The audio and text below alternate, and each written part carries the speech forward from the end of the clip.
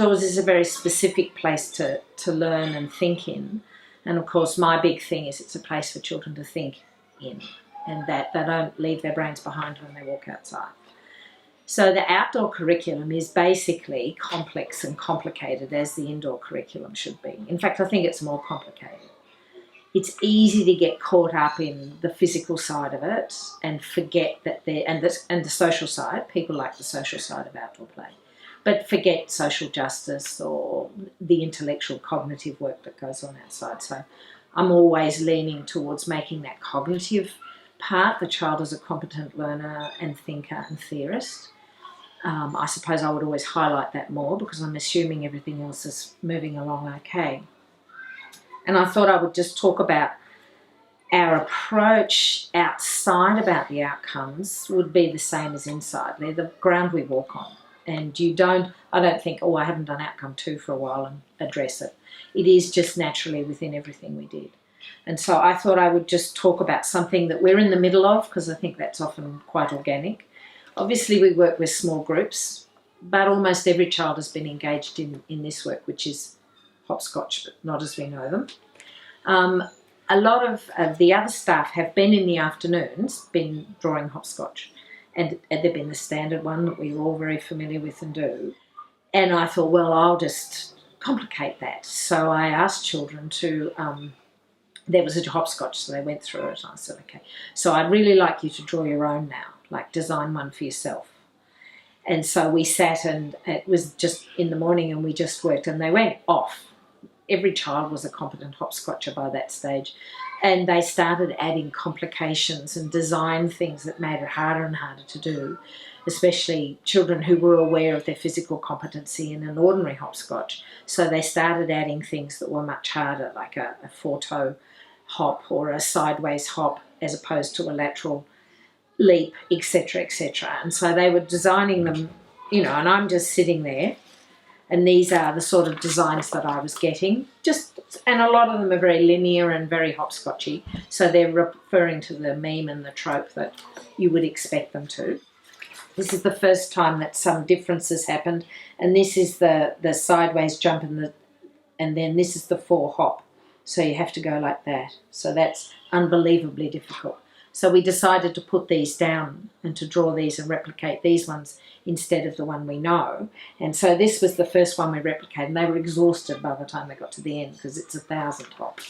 And of course I asked them to represent themselves. So we took photos of them actually engaging in that hopscotch, and he has drawn himself drawing in it. So that's a standard Mia piece of work, because as you move, your body changes and your usual schema won't work. So it's a very simple thing we do. So that's their work there.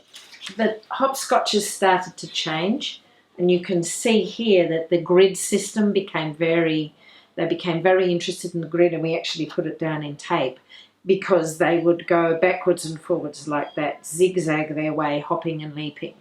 And the cross at the top is the end, and then you have to go back. So this was a particularly favoured one, and one of the more complex ones towards the end of the week. So it's only been a week. And I had done some research because in my critical thinking about it, I wanted not only to complicate their understandings, but for us to understand what hopscotch is, because it's a real cultural meme. Like, it's a lot of countries play hopscotch and who plays it, and it's generally girls. And of course I'm not going to live with just that. So I was allowing it to be quite demanding as a game, physically demanding. But we'd never said girls, so fortunately it is everybody who plays this. And in the playground there are 2s right up to 5-year-olds. And however anybody approaches the hopscotch is how they're going to do it, because they're a hopscotcher and they belong here, so they are hopscotching. Even if it's just like running across it, if that's their go, that's their go. And it's interesting watching the older children accept the variation in rules. But apparently in Australia, and I don't know this, so I don't know where it comes from, we hop through first, then we jump with 2 feet through first, and then we do what's known as the swizzle, which is you have your legs crossed and you jump with your legs crossed. So we showed them the swizzle, and it's unbelievably hard. And they have been trying to master the swizzle ever since. and you'll see them off hopscotch trying to swizzle just to get forward momentum. But it just became more and more interesting in their designs and their representations of themselves. And in one representation, Phoebe, who'd spent ages representing her panda beanie, got a little bit sort of distracted and did a hopscotch for a body of herself. And she said, oh, I've done a hopscotch body. And Jacinta, who was listening next door to her, smiled. I remember looking at her smiling. This was last Friday, smiling, and I thought, oh, what's going to come? And she did a hopscotch face. So when you ask children to design their own hopscotches and you work on it for a week, this is the kind of, I would have never thought as an adult to do this. But so she competently did this. She's 5. She's just turned 5. The numbers are in the correct sequence to jump. So you go right through to 8, 9, 10, 11, 12, 13, 14, 15, and you jump off here.